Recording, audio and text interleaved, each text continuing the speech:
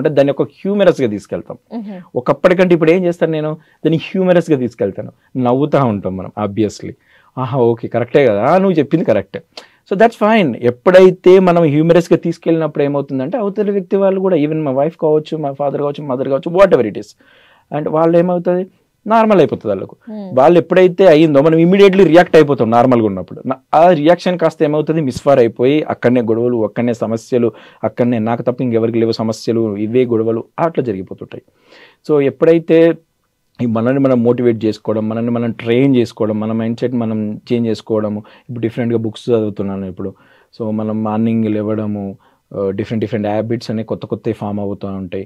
ఏ విధంగా ఉంటాయి, మనకు అన్ఎక్స్పెక్టెడ్ థింగ్స్ ఎన్నో జరుగుతుంటాయి, అయినా సరే పర్ఫెక్ట్గా ఉంటాం, క్లారిటీతో ఉంటాం. ఓహో ఇవన్నీ it's part of our life only. Even failures అన్న రావచ్చు. ఫెయిల్యూర్స్ ఏంటి, ఒకప్పుడు ఫెయిల్యూర్ వస్తే నా జీవితం అయిపోయిందేమో అని, సక్సెస్ వస్తే హే నాకంటే అన్నట్టు. No, failure is a part of success. మనం వెళ్తున్న దాంట్లో కూడా ఈ ఫెయిల్యూర్స్ అనేది కామన్.